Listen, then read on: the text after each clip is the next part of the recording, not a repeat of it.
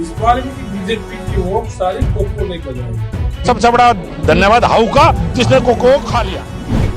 योगी सरकार में संजीव बालियान को मिलेगी बड़ी जिम्मेदारी। क्या बड़े जाट नेता के तौर पर उभरेंगे बालियान? 2024 के लिए 22 में जाट कार्ड खेलेगी बीजेपी? ये कुछ ऐसे सवाल हैं जिनका जिक्र अब यूपी की राजनीति में होने लगा है। 2022 के विधानसभा चुनाव जीतने के बाद से ही बीजेपी 2024 के चुनाव को मद्देनजर रखते हुए आगे की रणनीति बनाने में जुटी हुई है। इसलिए बीजेपी यह भली भांति जानती है कि अगर उन्हें 2024 का रण जीतना है तो पश्चिम उत्तर प्रदेश में किसी बड़े जाट नेता को शामिल करना होगा। लेकिन आरएलडी अध्यक्ष जयंत चौधरी पहले ही अखिलेश यादव के साथ गठबंधन में मौजूद है। किसान नेता राकेश टिकैत भी जाटों के बीच आंदोलन के बाद अपनी अच्छी पैठ बना चुके हैं। वैसे तो बीजेपी जयंत चौधरी को आने के लिए न्योता दे चुकी है, लेकिन जयंत चौधरी की ओर से कोई भी रेस्पॉन्स न होने की वजह से अब बीजेपी जाटों के बीच अपनी मजबूत पकड़ बनाने के लिए संजीव बालियान को सामने ला सकती है। पश्चिम में बीजेपी के लिए क्यों जरूरी है जाट?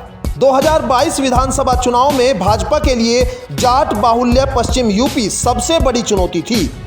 वजह थी किसान आंदोलन, जिसमें क्षेत्र के जाट सक्रिय रूप से शामिल थे, क्योंकि लंबे समय तक कृषि कानूनों के खिलाफ किसानों का दिल्ली बॉर्डर पर धरना चला, जिसके बाद भाजपा भी भयभीत थी। पश्चिम यूपी की 71 सीटों का चुनाव भाजपा के पूरे संगठन के लिए सबसे मुश्किल था। तमाम चुनौतियों के बावजूद भाजपा ने पश्चिम यूपी की 71 सीटों में से 40 सीटों पर जीत दर्ज की और ख़ास बात यह है कि बागपत जनपद जैसे रालोद के गढ़ से इस बार भी भाजपा 3 में से 2 सीटें निकाल पाने में सफल रही। सत्यपाल सिंह व संजीव बालियान में कौन बड़ा जाट नेता? डिप्टी सीएम पद के लिए सत्यपाल सिंह व संजीव बालियान का नाम अब निकलकर सामने आ रहा है, क्योंकि अगर भाजपा को पश्चिम में जाटों को साधना है तो उनके सामने संजीव बालियान व सत्यपाल सिंह एक विकल्प के तौर पर हो सकते हैं।